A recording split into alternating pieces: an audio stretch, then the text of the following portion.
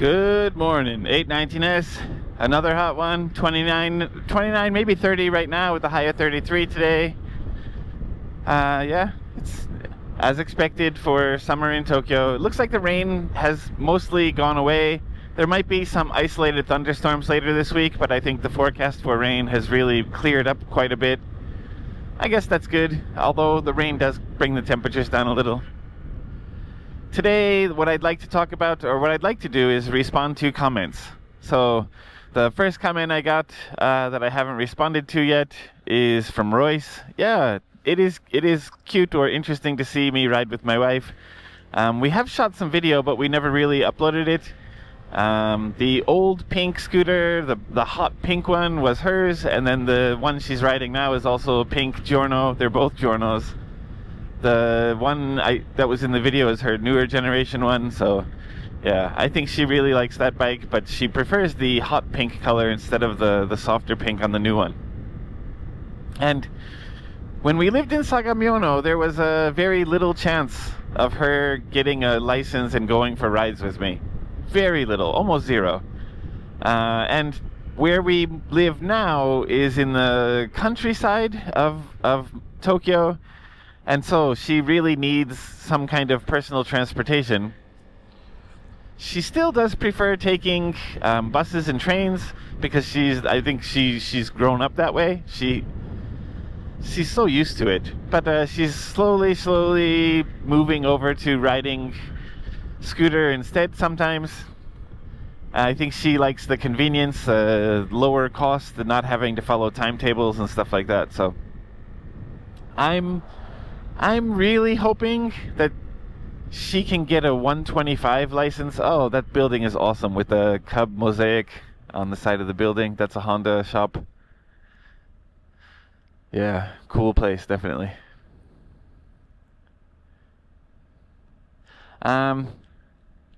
Yeah, I'm hoping she'll go for a 125 license, and then we can get up to a 125. The main reason is because this bike is limited to 30, her bike is limited to 30. With a 125, she's limited to 60, which means if the speed limit's 40, she can go 40. If the speed limit's 50, she can go 50. And I just think, yeah, they're a little bit more fun to ride.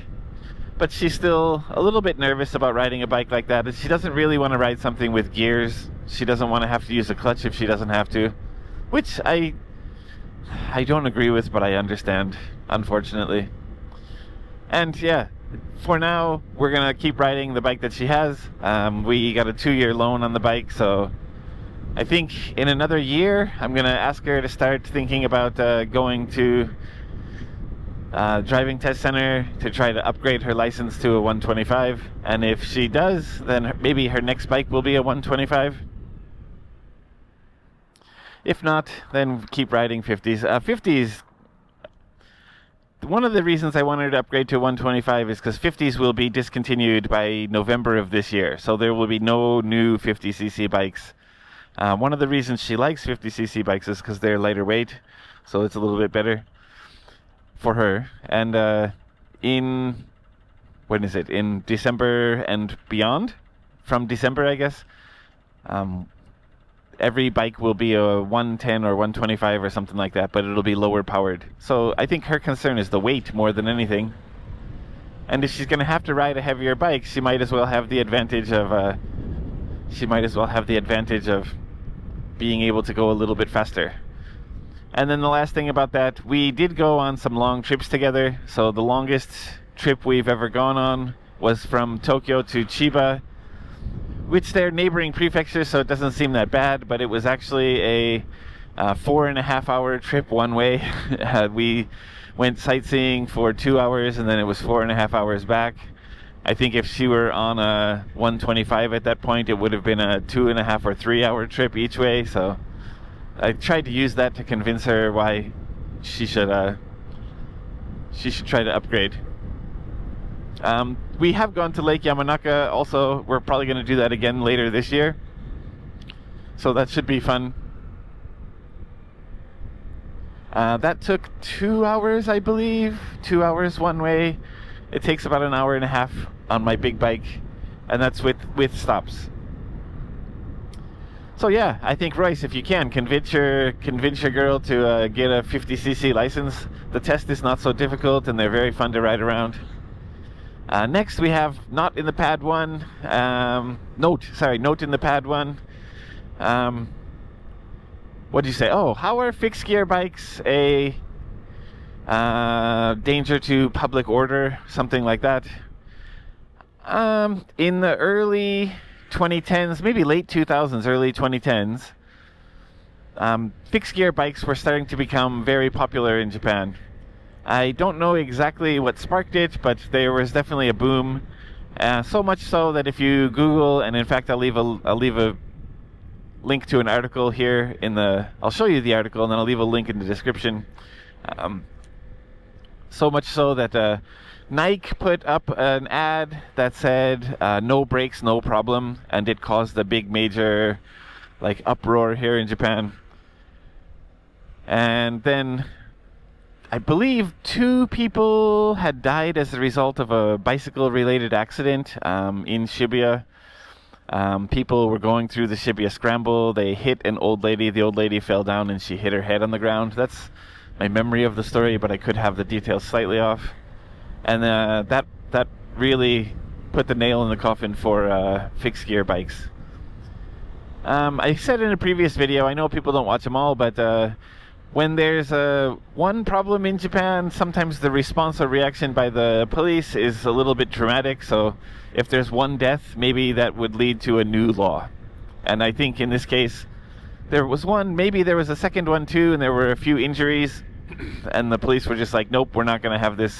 So that was the danger to public order. I think a fixed gear bike with brakes is not as big of a danger to public order. So they allowed fixed gear bikes on the road with brakes. And for a long time, the Tokyo police especially were cracking down on it. If you were riding a fixie with no brakes, you could have been ticketed in the past. I think around 2013 is when that law was implemented.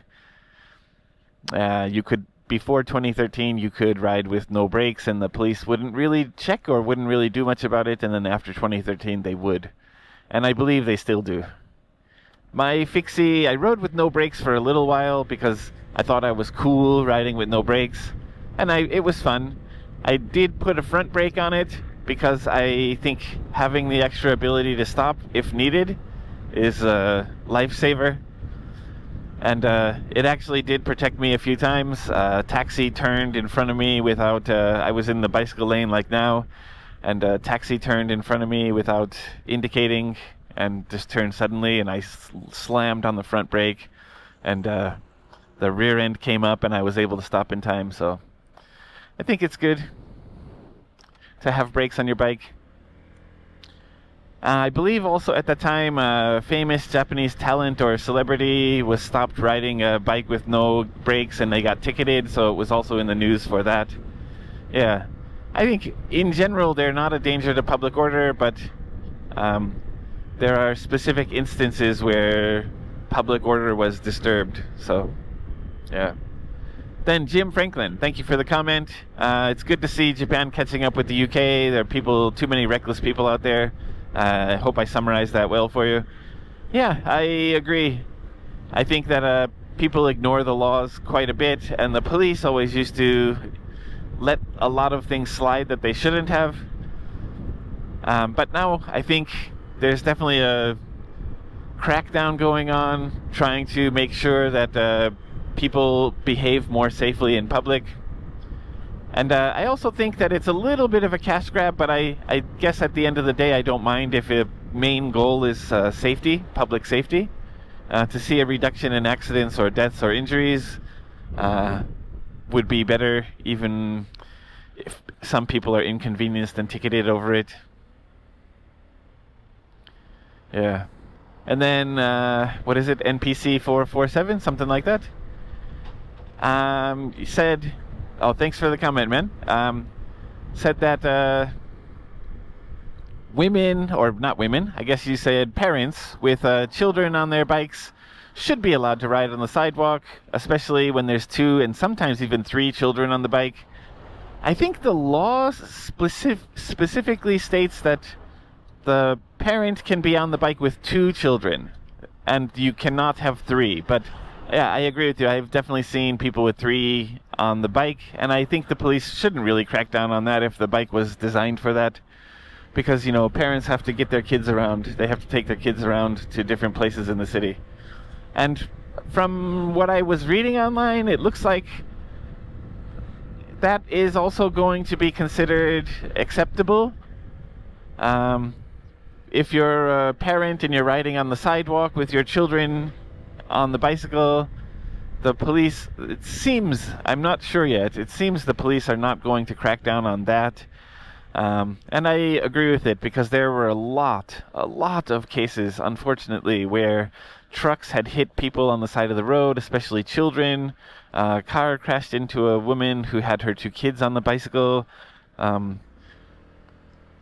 there were a whole bunch of high-profile incidents where young children were injured or killed by accidents resulting from careless truck drivers or careless elderly drivers, or just careless drivers in general. So yeah, I agree. I think, just like that, the woman, is on the sidewalk up there. I think that any parent could make the reasonable argument that riding their bicycle in that position with children on the bike is they're doing it for safety. So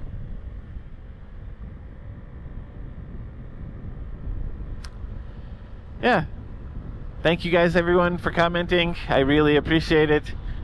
If there's any other comments or topics you'd like to hear me talk about in the future, please let me know. I have a few more prepared, but yeah, I'd always like to get a little bit more feedback from viewers. So thank you guys so much for watching. I'll see you in the next one. Ride safe.